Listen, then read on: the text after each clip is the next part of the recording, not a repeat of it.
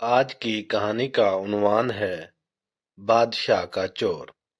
بہت پہلے جب ہر جگہ بادشاہ ہی حکومت کیا کرتے تھے، ایک مرتبہ ایک بادشاہ اپنے ملازم سردار سے ناراض ہو گیا اور اسے دربار سے نکال دیا اور حکم دیا گیا کہ تم دن رات اپنے گھر پر پڑے رہو، نہ کہیں باہر جا سکتے ہو اور نہ ہی کہیں کام کر سکتے ہو۔ یہ بظاہر معمولی حکم تھا، کیونکہ دن رات گھر میں پڑے رہنا، کچھ کام کاج نہ کرنا اور فارغ وقت گزارنا بہت مشکل ہوتا ہے۔ ویسے بھی ایک آدمی ایک ہی جگہ اور ایک ہی قسم کے لوگوں میں رہتے رہتے گھبرا جاتا ہے، اور تو اور بہت وحشت ہوتی ہے، وقت کاٹنا دو بھر ہو جاتا ہے۔ چنانچہ اس کے ساتھ بھی ایسے ہی ہوا۔ وہ سارا دن پڑا رہتا اور کوئی کام نہ کرتا تھا۔ سردار بہت پریشان تھا، کیونکہ اس کے بچوں کے پیٹ بھرنے کا سوال تھا۔ جب وہ گھر سے باہر قدم نہیں نکالے گا تو بیوی بچوں کو کھلائے گا کہاں سے؟ اتفاق سے کچھ دنوں بعد بادشاہ، وزیر اور شہزادے بلائے گئے۔ سردار کو ایک ترکیب سوجھی تو اس کی آنکھیں چمک اٹھیں۔ اس نے اپنی بیوی کو پڑوس میں ایک قیمتی جوڑا لانے کے لیے بھیجا۔ وہ پڑوس سے قیمتی جوڑا لے کر آئی۔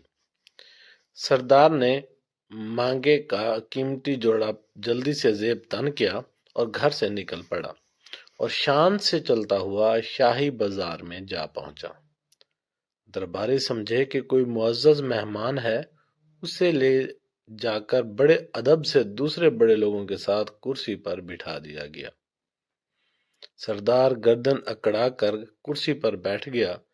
دربار شروع ہوا۔ جشن کی تمام رسمیں ادا کی گئیں اور اس کے بعد دسترخوان پر اعلیٰ قسم کے کھانے رکھے گئے۔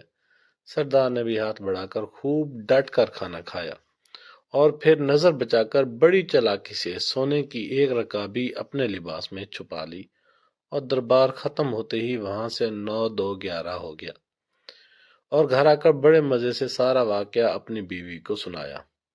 اس کے بعد اس کی بیوی بازار جاتی اور سونے کی رکابی کا ایک ٹکڑا کاٹ کر فروخت کر کے کچھ رقم لے آتی۔ یوں سردار کی زندگی آرام سے گزرنے لگی اور پریشانی دور ہو گئی۔ ادھر دربار کے ملازموں نے دیکھا کہ سونے کی ایک رکابی گم نکلی ہے تو بیچارے بہت گھبرائے اور رکابی ڈھونڈنے کے لیے ادھر ادھر دوڑنے لگے۔ بادشاہ نے ان کی حالت دیکھ کر کہا، تم سب کیوں پریشان ہو؟ مجھے معلوم ہے سونے کی رکابی غائب ہو گئی، اب وہ تمہیں نہیں ملے گی۔ مجھے یہ بھی معلوم ہے وہ رکابی کس نے چرائی ہے۔ اگلے سال پھر جشن ہوا اور دربار مہمانوں سے بھر گیا۔ جشن کے اختتام پر مہمانوں کو کھانا دیا گیا۔ سردار اس موقع پر بھی موجود تھا۔ کھانا کھانے کے بعد پھر اس نے نظر بچا کر بڑے اطمینان سے ایک سونے کی رکابی اپنے لباس میں چھپا لی۔ دربار ختم ہوا تو مہمان جانے لگے تو سردار بھی محل کے دروازے سے نکلنے لگا کہ اچانک بادشاہ سامنے آ گیا۔ بادشاہ کو دیکھ کر وہ بہت سٹ پٹایا اور گھبرا کر ادھر ادھر دیکھنے لگا۔ بادشاہ نے ہاتھ بڑھا کر اس کا ہاتھ پکڑا اور کہا کہ پچھلے سال کی رکابی ختم ہو گئی، جو پھر ایک اور رکابی لے جانا چاہتے ہو؟ یہ سن کر سردار کے ہوش اڑ گئے۔ وہ خوف کے مارے کانپنے لگا۔ آخرکار بادشاہ کے قدموں میں گر پڑا اور کہنے لگا، حضور کے حکم کی تعمیل میں مجھے میرے گھر میں بند کر دیا گیا تھا۔ کئی مہینوں تک پریشان اور تنگ دست رہا، آخر مجبور ہو کر یہ نازیبا حرکت کی۔ حضور مجھے معاف کر دیں۔ بادشاہ کچھ دیر سوچتا رہا، پھر کہنے لگا، اچھا ہم نے تمہیں معاف کیا اور تمہاری ملازمت بھی بحال کر دی۔ غلطی ہماری ہی تھی کہ ہم نے حکم میں ایسا ہی دیا تھا کہ آدمی بھوک اور تنگ دستی سے مجبور ہو کر چوری کرنے پر آمادہ ہو ہی جاتا ہے۔ اگر ہم تمہیں گھر میں قید نہ کرواتے تو شاید تم ایسی حرکت کبھی نہ کرتے۔ جاؤ اب ایسی حرکت نہ کرنا۔ چوری بہرحال بری حرکت ہے۔ بادشاہ اور سردار دونوں نے غلطی کی تھی اور دونوں نے اپنی اپنی غلطی تسلیم بھی کر لی اور ایک دوسرے کا آئندہ کے لیے عبرت حاصل ہو گئی۔ کہتے ہیں کہ پھر سردار نے کبھی چوری نہ کی اور نہ بادشاہ نے کبھی کسی کو ایسی کوئی سزا دی۔ اگلی کہانی تک مجھے دیں اجازت، تب تک کے لیے اللہ حافظ۔